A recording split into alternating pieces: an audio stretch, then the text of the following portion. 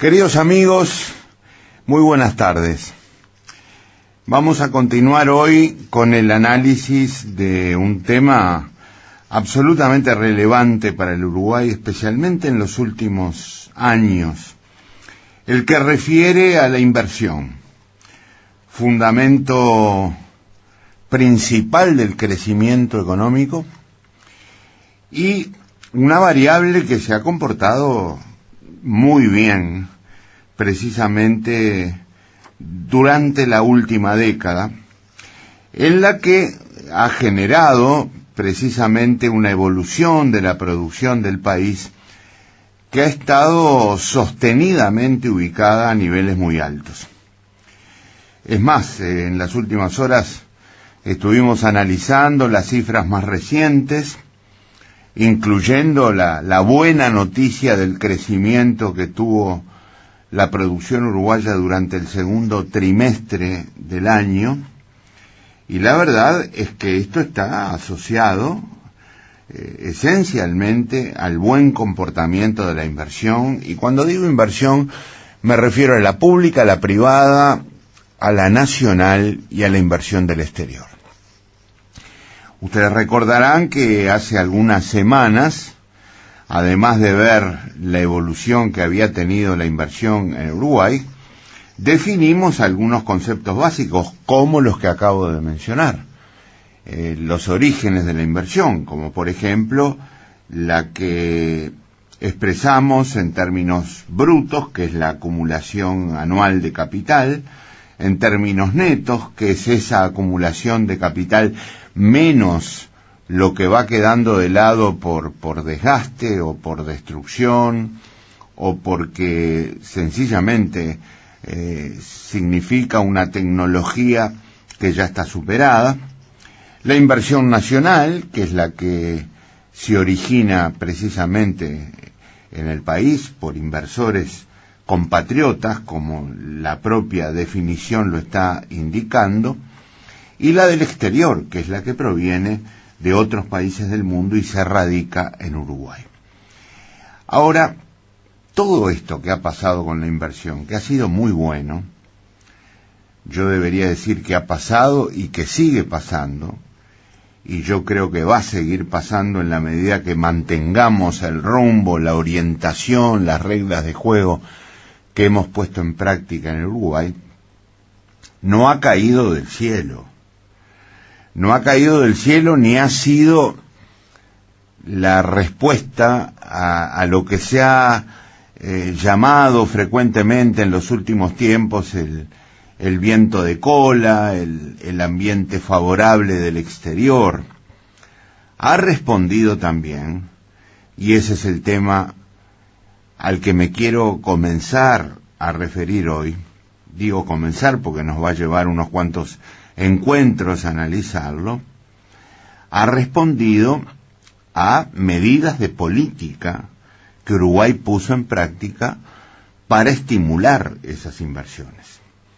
Esto es, por más que haya habido circunstancias externas favorables, que dicho sea de paso, también fueron favorables para países que obtuvieron resultados bastante inferiores a los del Uruguay, hay decisiones de política que se pusieron en práctica durante los últimos años que resultaron fundamentales para explicar el crecimiento de la inversión. Yo quiero mencionar 3 momentos para comenzar a analizar esas medidas que el país puso en práctica, sobre todo en los últimos años.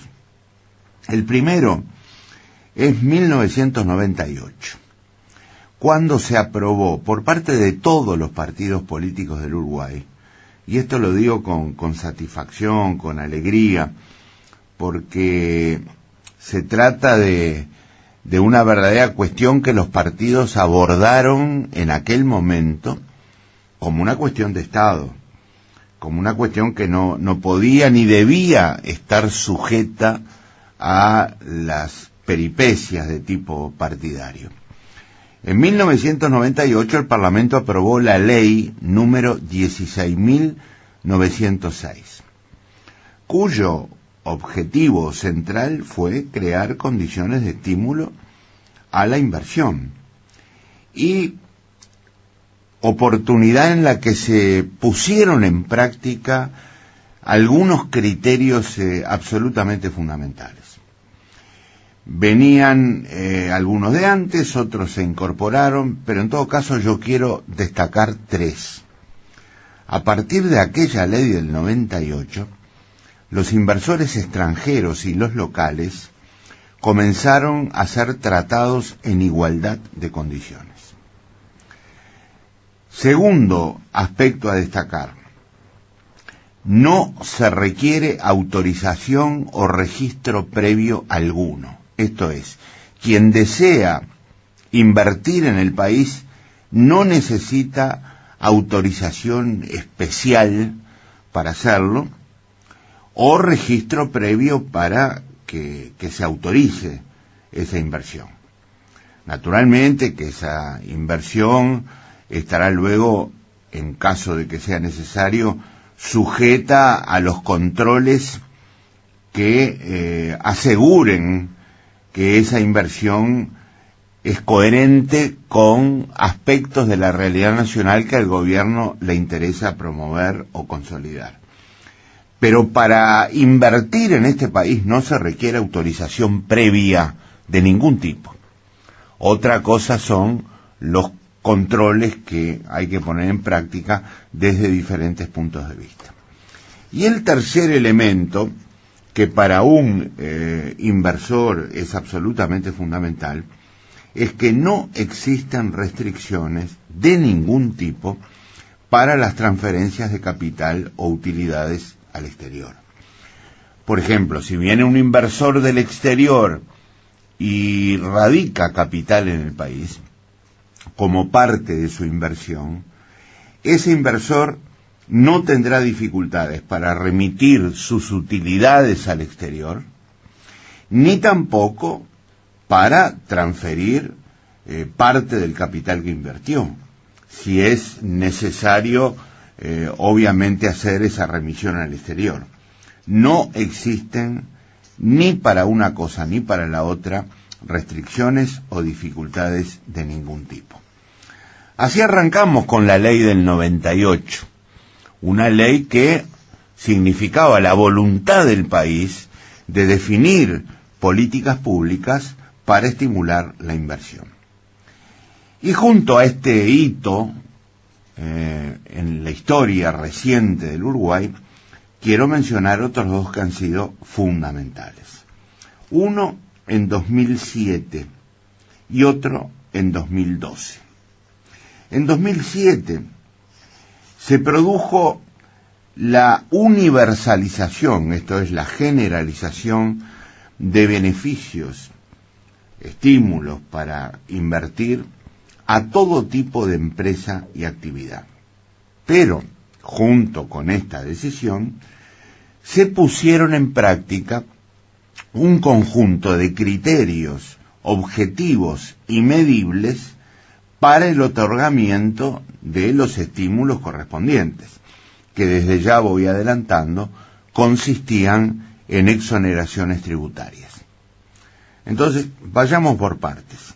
Los estímulos que se daban para que los inversores resolvieran invertir en el país, sean nacionales, sean del exterior, sean públicos, sean privados, consistían en exoneraciones tributarias. Esto es un tratamiento fiscal favorable para el que invertía. Y al mismo tiempo, extendimos los uruguayos en 2007, a través del decreto número 455 de ese año, este tipo de beneficios a todo tipo de empresa y actividad, pero en base a criterios objetivos y medibles. Esto es, ¿qué significa esto? Que cada proyecto de inversión que se presentaba, para recibir el estímulo correspondiente de un tratamiento fiscal favorable, tenía que cumplir con ciertas condiciones. Condiciones que se establecieron coherentemente con necesidades nacionales. Y voy a poner un ejemplo absolutamente claro al respecto. Por ejemplo, se premiaban especialmente las inversiones creadoras de empleo. ¿Por qué?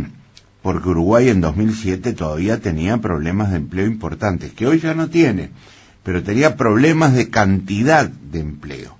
Esto es, el número de puestos de trabajo que estaba generando el país no estaba, digamos, en consonancia con la necesidad de trabajo que tenían los uruguayos en 2007. Y por lo tanto, la tasa de desempleo en 2007 era bastante mayor que la que tenemos hoy.